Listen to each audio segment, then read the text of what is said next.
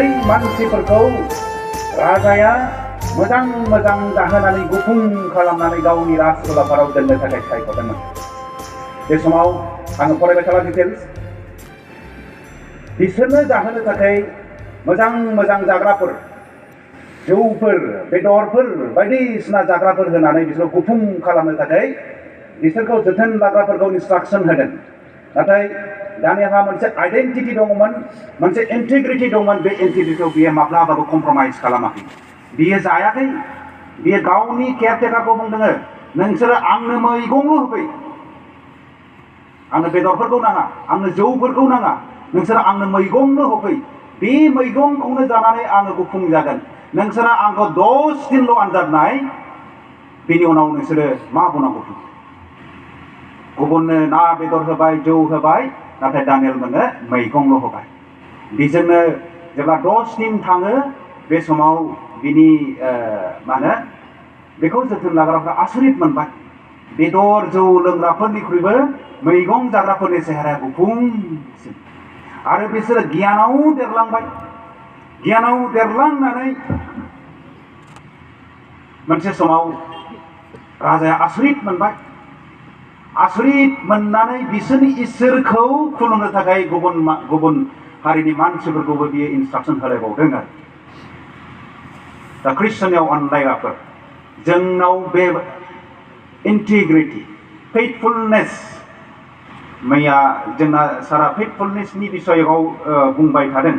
दाखालि हराव जोङो रायज्लायबाय थादों आरो सारजों आंजों, जों एखे रुमावनो दङ नालाय, जे टपिकआथ' एसे खाथि खाथि थांनोसै, अभारलेपिं जालायगोन नामा होननानै जोङो सावरायबाय थादों आरो।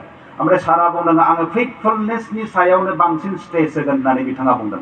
बेनिखायनो आं मैया फेइथफुलनेसनि बिसयआव फंसेबो फैयाखै। नाथाय दिनैनि दिनाव आं इसेब्लाबो फैनोसै आरो। बे जाबाय दानियेल आरो बे साथाम मानसिफोरनि जे फेइथफुलनेस आरो इन्टिग्रिटि।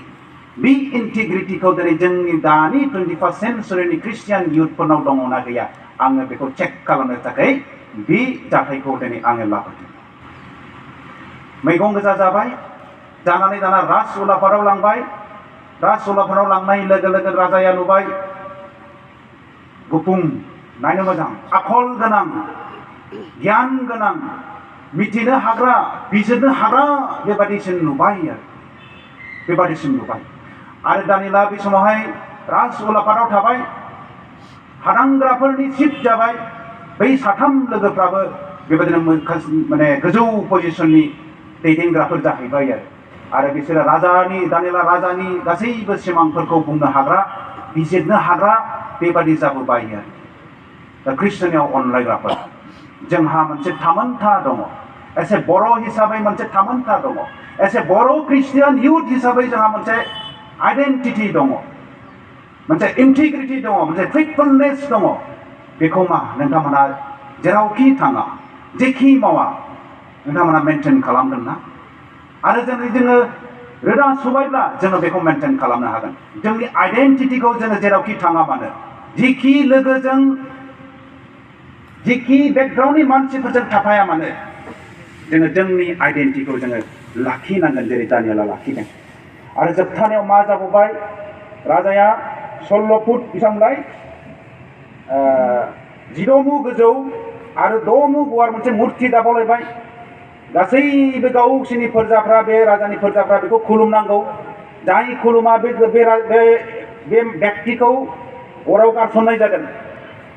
आरो जोबनायाव नैबे साथाम सेंग्राफ्रा, साथाम इयुथफ्रा बिसोरो खुलुमाखै। राजाया रागा जोंबाय। रागा जोंनानै गावनि मावग्राफोरखौ थिनबाय, बे अरखौ 7 गुन खालामदो, जेसेबां जोंनानै दङ बिनि 7 गुन फोजोंसिनदो, आरो बेवहाय बे साथाम सद्रक मेसक अबेदनेग'खौ बाव गारसनदो। बेबादिनो खालामबाय। नाथाय जोबनायाव मा जाखो? गारसनग्रा मानसिखौसो अरा खामथारबाय। राजाया नुबाय बे 3 मानसिल' गारसनदों, नाथाय 4 मानसि नुबाय। आरो बे बुंदों, आं इसोर बादि नुदों होनदों।